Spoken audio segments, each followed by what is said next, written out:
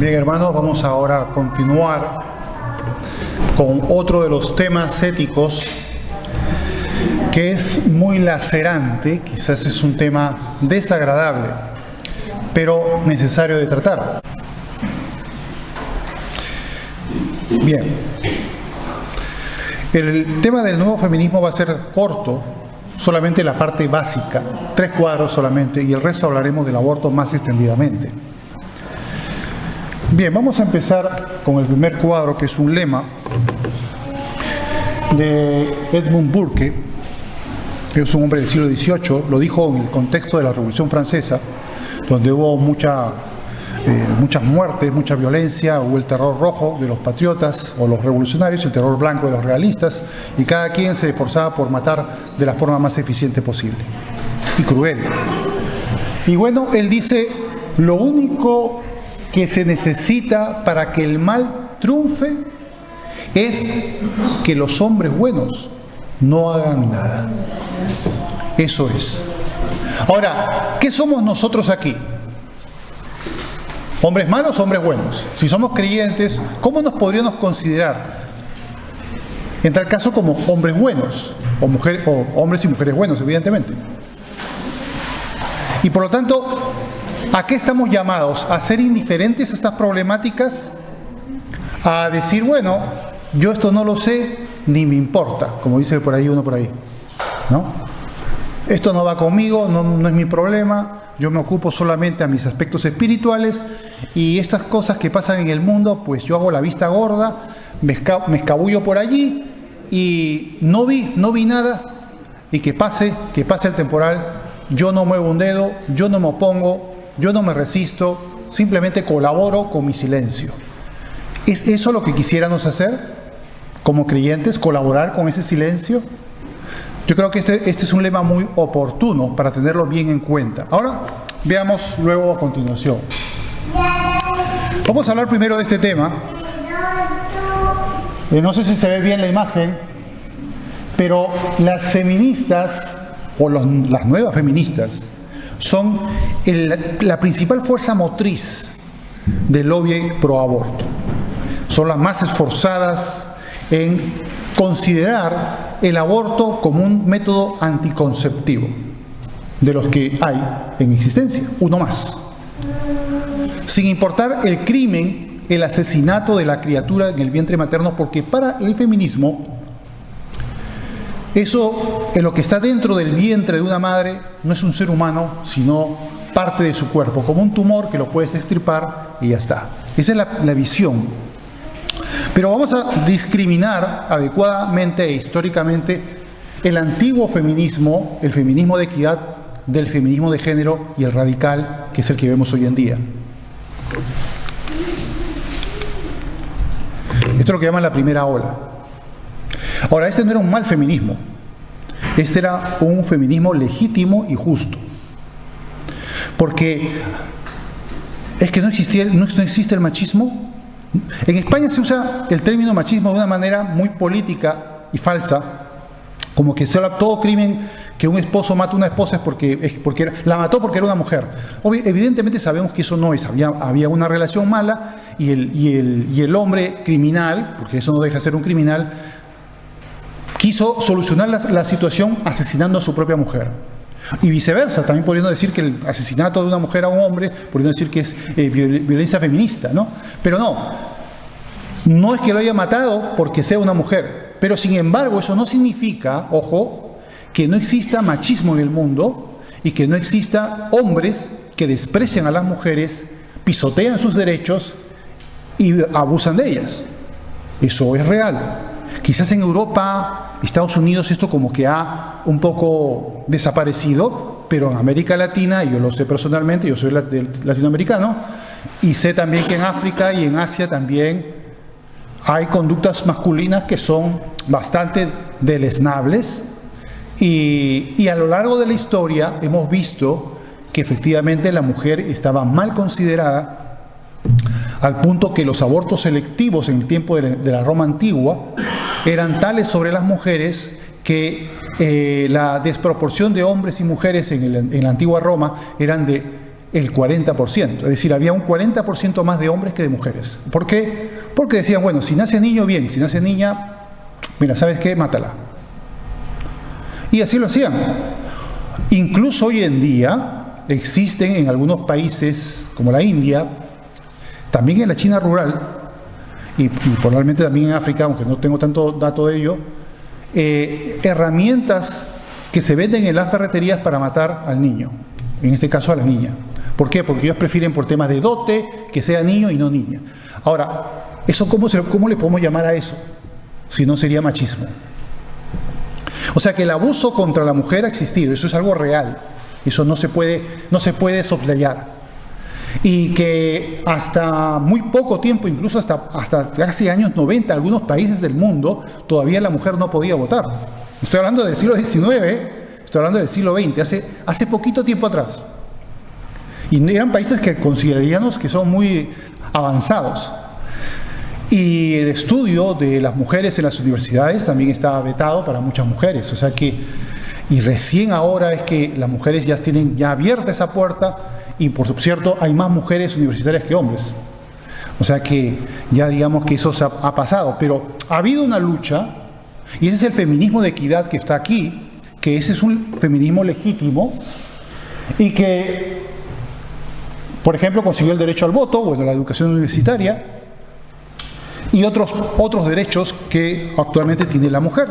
O sea que si existe por ahí algún problema, pues es legítimo protestar ese problema para que realmente la mujer sea totalmente igual en derechos con el hombre. O sea, eso no es anticristiano, al contrario, eso es procristiano, y muchos de estos precursores de este feminismo eran cristianos. Hubo una que se presentó en la Revolución Francesa cuando apareció los derechos del hombre, dijo, bien, voy a publicar los derechos de la mujer. En lugar de decirle, bueno, lo voy a pensar, a la guillotina. Directamente. La mataron a la pobre mujer. Felizmente apareció otra en Inglaterra, que también escribió sobre los derechos de la mujer, pero felizmente como estaba en Inglaterra no la podían aguillotinar desde allí.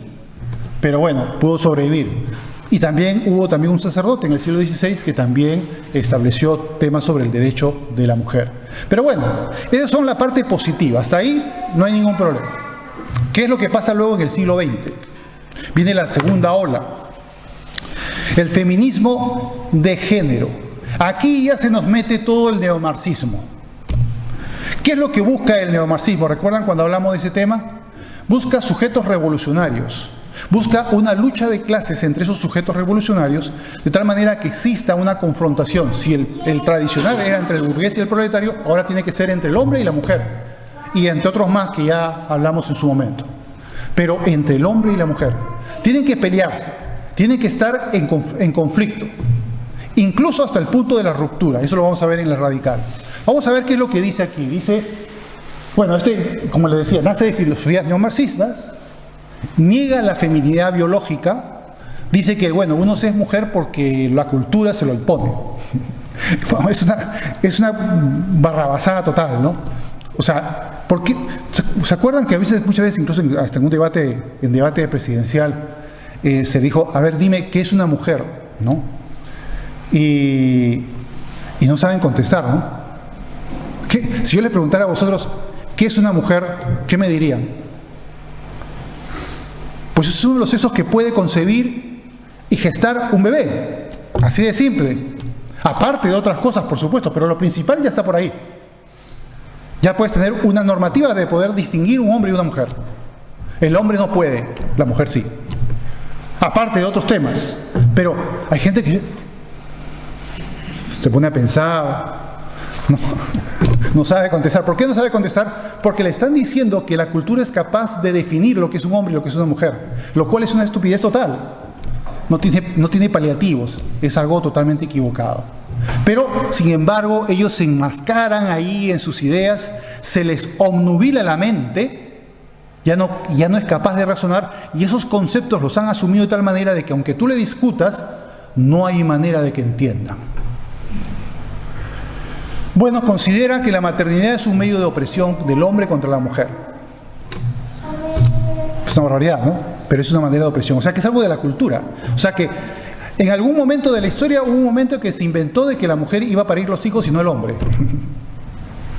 Y fue un convenio que aceptaron el hombre y la mujer, y antes, pues, ¿cómo se reproducirían, no? Si no habían llegado a ese acuerdo. Pues bien, ese tipo de tonterías son las que tienen en mente estas personas.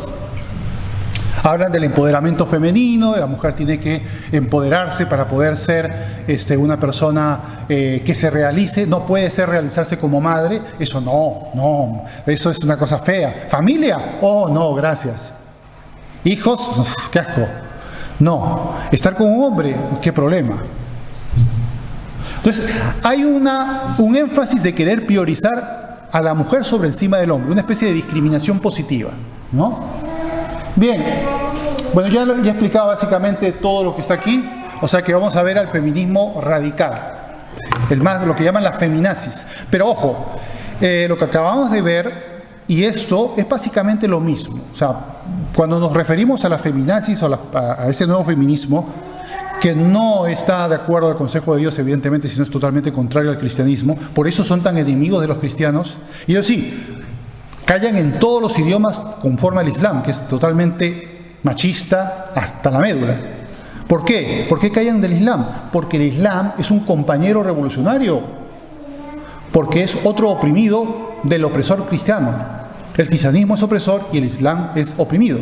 Por lo tanto, como es un compañero revolucionario, ellos no pueden alzar su voz para protestar contra todo el terrible machismo de los islámicos. Por ejemplo, cuando hay una disputa en Pakistán, ¿saben cómo se resuelve la disputa?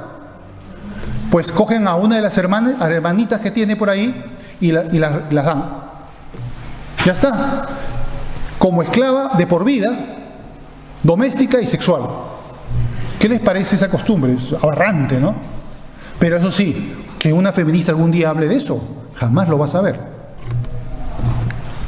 Bien, bueno, vemos aquí el tiempo de que empezó, en el año 68, la famosa en mayo del 68 en París, en los años 70, ahí podríamos hablar de Simone de Beauvoir, de Sulamit Firestone y muchas otras más que ya los nombres no los recuerdo. Pero hay un montón de pensadoras y pudiéramos hablar de los argumentos de esta gente y lo que dicen es una cosa, un rosario de barbaridades absoluto. Bueno, ellos rechazan el amor romántico heterosexual, eso sí, fomentan el lesbianismo porque el hombre no debe aparecer ni en pintura, como los 4 noes de Corea del Sur, ¿no? No noviazgo, no matrimonio, no relaciones con hombres, no hijos. El hombre no sirve para nada. En los países nórdicos también ya el hombre ya es una nulidad, ya para qué. Incluso los que quieren tener hijos, las mujeres que quieren tener hijos, ya recurren a inseminación artificial directamente porque quieren pasar del hombre. No porque tengan problemas con la pareja de fertilidad, no. Simplemente porque no quieren que un hombre tenga intervención alguna, salvo por la genética, pues que es inevitable, pero eso es lo que ellos buscan. Entonces buscan una confrontación del hombre con la mujer. Pero lo que vamos a ver ahora no solamente es eso, sino que tienen un papel relevante en el tema del aborto. Porque como no tienen una moral sexual, los que todavía, las mujeres que se acuestan con hombres, obviamente, por leyes de la naturaleza, conciben muchas veces y se embarazan. Y en lugar de por lo menos tener un principio de responsabilidad, un poco de moral, decir, bueno, usaré un método anticonceptivo para que no haya una concepción y luego de la concepción no tenga yo que matar a la criatura con un aborto. No, ellos usan que el aborto libre, como vimos en la figura anterior, ¿se acuerdan? Ahora y siempre aquí allá educación sexual y aborto libre. Movimiento Feminista de Madrid. Ellos son los principales promotores de esto. Bien, vamos ahora a hablar del aborto. Y aquí entramos en materia más profundidad porque es un tema más importante. ¿Qué cosa es el aborto? El aborto es una gran aberración moral. Es justificar un genocidio terrible contra millones de seres humanos por el hecho de no haber salido del vientre de sus madres. De considerar que porque no han salido del vientre de la madre, todavía no son seres humanos. Son pedazos de carne insensible, sujeta a la muerte por manos de un médico o por otros métodos para poder deshacerse de ese tumor que no es un ser humano sino un pedazo de carne. Eso es una gran tragedia. Pero vamos a ver, yo pongo aquí este cuadro para que entremos en la proporcionalidad de la tragedia del aborto. ¿Bien? Aquí en este cuadro están puestas el número de muertes de las mayores guerras mundiales, o no solamente guerras mundiales, sino mayores conflictos armados a lo largo de la historia. No estamos hablando del siglo XX, a lo largo de toda la historia. He puesto en una columna, aquí tenemos a la Segunda Guerra Mundial, que fue el mayor de todos, las invasiones mongolas, pero se desarrollaron en casi 3 siglos. Aquí está el número de muertos que produjeron, muchas son en China, la guerra del opio fue el siglo XIX nada más con Inglaterra, las campañas de Tamerlán, que también duró en los siglos XIV y XV, la guerra civil rusa, que fue hace un siglo más o menos, y bien, vemos un montón de casos, 70 millones en la Segunda Guerra Mundial, y si lo dividimos entre el número de años nos sale 11 millones, cerca de 12 millones. Ya, yo diría, ¿dónde coloco el aborto aquí? Lo pondría por aquí, quizás por aquí. ¿Saben cuál es la posición? La número 1. En un solo año, ojo, en un solo año, el año 2022, se han producido 73 millones de muertes de seres humanos gracias al aborto. Más que la Segunda Guerra Mundial, no solamente en términos absolutos, sino en términos anuales. Porque en términos anuales no llega a 12 millones, pero en términos absolutos compara 73 con 12 millones. ¿Te imaginas la cantidad de muertes? ¿Es un genocidio o eso no es un genocidio? ¿O es un accidente? ¿O es una poquita cosa? Es una tragedia terrible. Ahora miren lo que dice la OMS. Yo cuando vi esto, dije, no, se ha equivocado. Seguramente se ha equivocado. Voy a revisar bien los datos porque no puede ser cierto. Eso no me lo creo. Y revisando los datos me di cuenta que sí, que es verdad. Lo que dice ahí es verdad. Dice que el 29%, es decir, casi 3 de cada 10 embarazos del mundo recurren al aborto.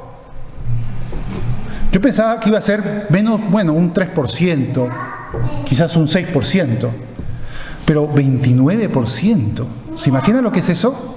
Si no te conmueve esto, pues es que eres una persona muy dura. Si no te conmueve eso es muy dura, porque la verdad que estamos hablando de que el 29% de los seres humanos nacidos en la Tierra del año 2022 fueron asesinados.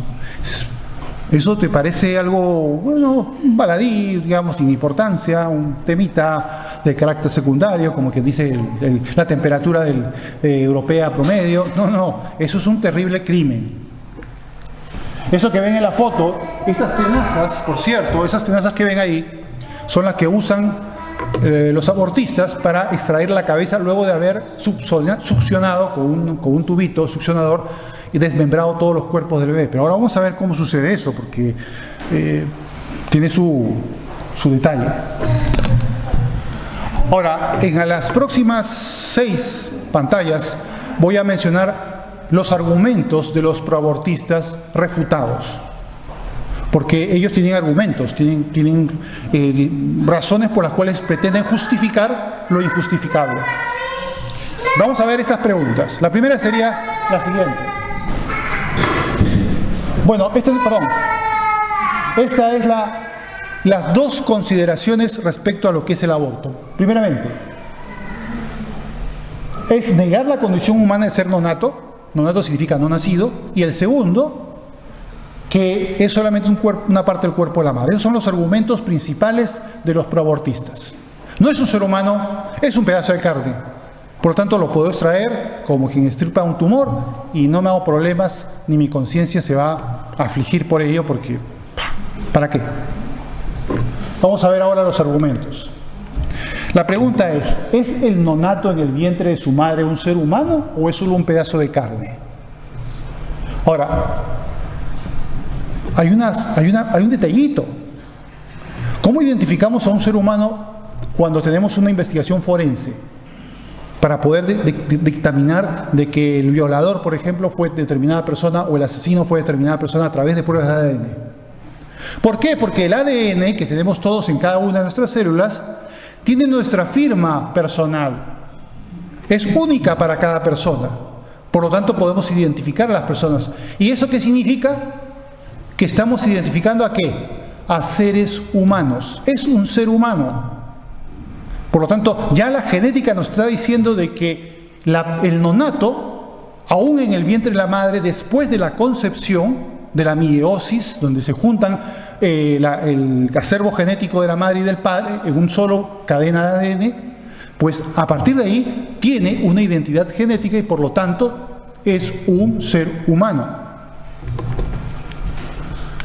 Si no fuera así y fuera parte del cuerpo de la madre, el ADN del bebé sería igual al ADN de la madre, y eso no es verdad. La otra pregunta ¿es el déficit funcional orgánico del nonato criterio para no considerarlo un ser humano? Eso quiere decir de que, bueno, pues como el bebé no está desarrollado en toda su dimensión de un ser humano adulto, entonces hay que matarlo porque no llega a ser completo, al 100%. Pero ¿acaso hay seres humanos viviendo que están al 100%? ¿No hay gente que tiene un pulmón y no tiene dos? ¿O un riñón y no tiene dos? ¿O un ojo y no tiene dos? ¿O cualquier otra anomalía que haya nacido o haya sido producido por algún percance o accidente? Y por eso vamos a matarlo porque, no, tú tienes un déficit, ¿no? No estás completo. Te damos vuelta. No hay manera de decir eso. Otra pregunta, ¿es la capacidad consciente un criterio para calificar o descalificar la condición humana? ¿A qué me refiero con eso? Imagínate que estás dormido. Cuando estás dormido estás inconsciente. O estás bajo anestesia, estás inconsciente. O estás en coma, estás inconsciente. Entonces, si estás inconsciente, no eres consciente, te puedo matar. ¿Qué les parece? Como no está consciente, es válido matar. ¿Es eso cierto? ¿Es eso correcto? De ninguna manera. No puedes matar a una persona porque no esté consciente. Ahora, de acuerdo a la neonatología, el bebé ya es consciente en etapas tempranas, a las pocas semanas, incluso tiene ya ondas cerebrales, es consciente de la madre, del estado de humor de la madre, del amor de la madre o del rechazo de la madre también. Por ejemplo, un caso hubo de un bebé que resulta que no quería lactar de su madre. Y se pusieron, ¿qué pasa? ¿Por qué no quiere lactar de su mamá? Le dieron a otra mujer para que lactara de ella y si el bebé lactó sin ningún problema. ¿Qué pasaba? Que la madre no quería tener el hijo. Rechazaba el hijo que tenía en su vientre. Y como lo rechazaba, el bebé se dio cuenta de que su madre la estaba rechazando. Entonces no quería beber de los senos de su madre. ¿Se dan cuenta cómo el bebé se da cuenta? Pues sí. Luego, ¿tiene la madre, por el hecho de sufrir el proceso de su embarazo, cobertura moral para decidir quitar la vida a su feto? Dice, pero tú ¿quién eres para juzgarme a mí? Si yo soy mujer, yo tengo que estar durante 9 meses soportando la carga del embarazo. Como diciendo, dado que tengo esa responsabilidad y dado que sufro eso, tengo derecho a matar a esa criatura. También podría decir del padre, ¿no? Mira, ¿y el padre por qué mató al hijo? No, es que tú qué sabes, ¿cómo comprende lo que ha sufrido el padre para criar ese hijo? ¿Qué? ¿Y eso me da cobertura de matarlo? Pues eso es uno de los argumentos de esta gente. Por supuesto, absolutamente absurdo. Aquí el más duro de todos. El feto no siente dolor, ni es consciente de su asesinato durante un aborto. Es el más calamitoso de todos los argumentos sobre este tema, que el feto no siente nada. Eso fue justamente, ahora les voy a mostrar una imagen al final de una película que va a salir en septiembre, en los cines aquí en España, que se llama El grito silencioso.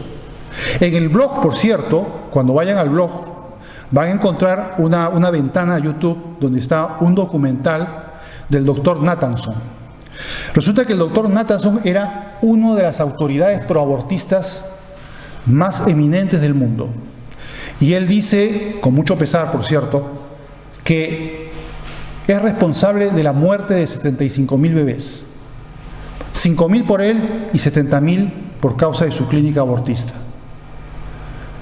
Y este hombre practicaba sin mucho problema, imagínense ahí cometiendo el tubito y desmembrando a los bebés, y como claro, como era una cosa que no la ve, no ve qué está pasando dentro del vientre, porque él solamente mete el tubito y se acabó. Termina su trabajo, saca la cabeza con esa tenaza que vieron antes y terminó el asunto. Un día le dijeron, creo que fue años 70 y tantos, habían inventado la tecnología de la ecografía. En un monitor podía ver el ecograma en tiempo real. Y esa fue la primera vez que él vio qué pasaba cuando metía el tubito. Y eso le cambió la vida. A partir de ahí ya nunca más, horrorizado, quiso volver a hacer un aborto. Y la mujer la madre cuando vio eso, también dijo, oh, esto, yo pensaba que era un pedazo de carne insensible. Cuando vieron el grito de horror del bebé, que se podía ver es abrir la boca, ver cómo la están despedazando el bebé, cómo se movía, agitaba con violencia. Bueno, yo no voy a entrar más en gráficos porque yo sé que esto los puede algunos chocar, pero ver todo ese sufrimiento, se dieron cuenta pues que eso no era pues una cosa graciosa, un pedazo de carne que simplemente va succionando ahí y se acabó y lo quita y ya está, como que quita una muela o como que te corta el pelo. No, era un crimen, un asesinato. ¿Y qué pasó? Que este hombre pasó de ser el aladid del aborto a ser uno de los grandes aladides de la campaña contra el aborto, porque él vio lo que antes no veía. Por fin oyó ese grito silencioso de los bebés cuando son asesinados, que antes jamás había oído. Y eso lo llevó a cambiar su forma de pensar, y por eso es un activista. Y en ese documental, que no recomiendo si eres muy sensible a verlo, pero si puedes verlo, bien, y si puedes compartirlo con otras personas que todavía piensan de que es un pedazo de carne, compárteles ese documental donde el doctor Nathanson va a explicar justamente todo lo que pasa, y se ven las imágenes, y también, bueno, otras imágenes que no va a decir qué es lo que se ve, pero es algo fuerte. Y de hecho se ha hecho una película, por cierto. Bien, ¿qué alternativas hay? Porque efectivamente hay muchos casos en que por la edad fue violada, por problemas económicos, no quiere tener o no puede criar al hijo. ¿Hay alguna alternativa? Sí, hay una alternativa sana y humana, lícita, que es la adopción. Y existen, como han puesto aquí abajo, algunas fundaciones como Red Madre, Fundación Madrina y otras en otras partes del mundo también, que ayudan a las mujeres embarazadas para que puedan tener ese hijo, y en tal caso, si no lo pueden criar, lo den en adopción. Y en lugar de matarlo, ese niño va a ser amado por otros padres. Esa es la alternativa lógica al aborto. Pero se trata de minusvalorar. La cosa es destruir de alguna manera a la humanidad, reducir su población. ¿Se han dado cuenta con ese 29% lo eficaz que es el aborto para reducir la población del mundo? Fabuloso, ¿no? Me cargo el 29% de los niños que nacen en el mundo. Qué bien, ¿qué les parece? 29%. Bien. Ahora vamos a ver qué podemos hacer. Solamente he puesto dos cosas. Quizás es un poco ambiguo lo que digo aquí. Conocer esta problemática para denunciarla. Es decir, yo no digo que te voy a decir que te vayas de activista con una pancarta por las calles. Eso depende de cada quien. Yo por lo menos en mi Facebook tengo algunos posts referentes a este problema, por lo menos para colaborar con la difusión, porque alguna cosa tenemos que hacer. Y sobre todo conocer esto y estos argumentos que les reiteraría que los releyeran para tenerlos bien claros.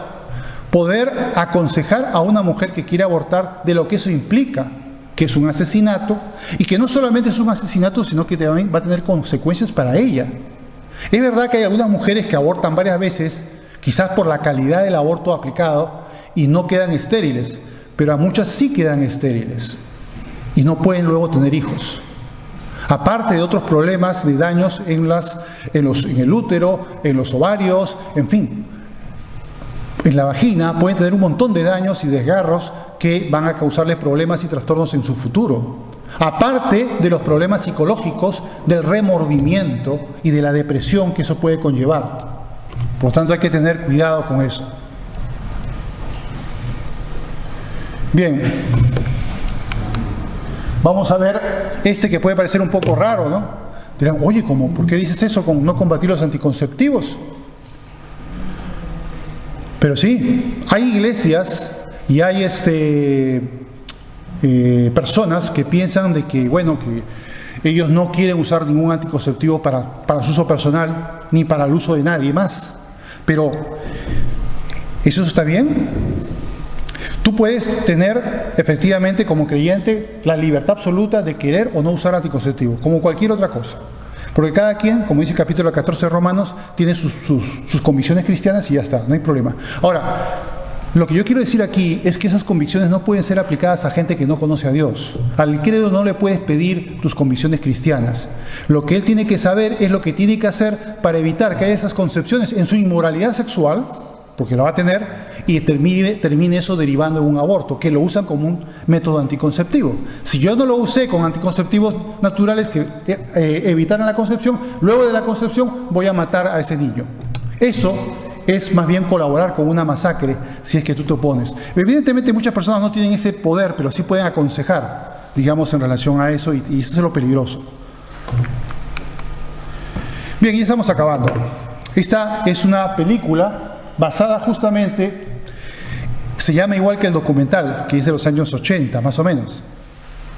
Pues lo van a estrenar, si no me equivoco, en mes de septiembre, creo que el 23 de septiembre, si no me equivoco, y es sobre el caso de Roe versus Wade.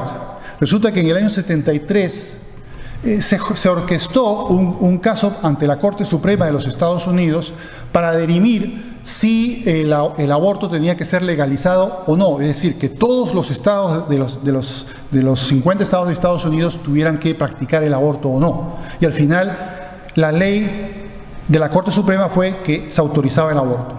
Hasta el año pasado, 2022, existía esa ley, que ha causado un reguero de muerte durante todos esos años, que podríamos calcular en posiblemente más de 1.000 millones de criaturas que han muerto por causa de esto. Cerca de entre 1.000 y 2.000 millones de personas, de niños. Y claro, ¿y eso qué pasó? La Corte Suprema de Estados Unidos en el año pasado desestimó esa ley y ahora ya cada estado tiene la libertad de, en su propia jurisprudencia, definir si efectúa o no la ley del aborto. Pero ahí se ve también la historia del doctor Nathanson y cómo él, cuando se ve una escena, lo pueden ver en el tráiler, donde él se horroriza cuando ve el ecograma de lo que había hecho, ve la grabación de la ecografía. Bien, hay otra película que me gustaría comentar para antes de terminar, que es esta de aquí, que también tiene una problemática muy interesante porque es sobre la explotación infantil, sobre todo para el tráfico sexual. Y también ya va a haber un estreno en España que va a ser en el 11 de octubre. Y es sobre un caso real. Esta película, por cierto, ocupó el primer lugar en las más vistas en Estados Unidos el 4 de julio. Y pese a ser un presupuesto pequeño, está ganando mucho dinero porque la gente la fue a ver, más que Indiana Jones, más que Misión Imposible. ¿Y qué es lo que trata esta película? Pues es justamente del caso de John Ballard, que era un ex agente de la CIA que se dedicó, y esto es real, no es una historia, no es una ficción, no es una novela, a rescatar niños de las tratas de traficantes de niños, ¿no? Y logró pues hacer eso. Y realmente es una película que ha tenido mucho éxito, pero mucha oposición de muchos medios de comunicación, de las productoras, que ninguna productora quiso, ni distribuidora quiso distribuir la película durante varios años, hasta que apareció Ángel Producciones y esa compañía sí se decidió a producir, a distribuirla, y por eso es que ya está viéndose en el mundo. Pero es muy importante. Y hay mucha guerra que le han hecho en Washington Post, en Bloomberg. Y curiosamente el artículo de crítica terrible contra esta película era escrita ni más ni menos que por un filopederasta, o sea, una persona que promueve la pedofilia. O sea, pero claro, el Washington Post, el CNN y muchos otros medios del mundo preocupados por publicar ese artículo y no por simplemente promocionar una película que es algo de un problema humano real. Bien, con eso terminamos.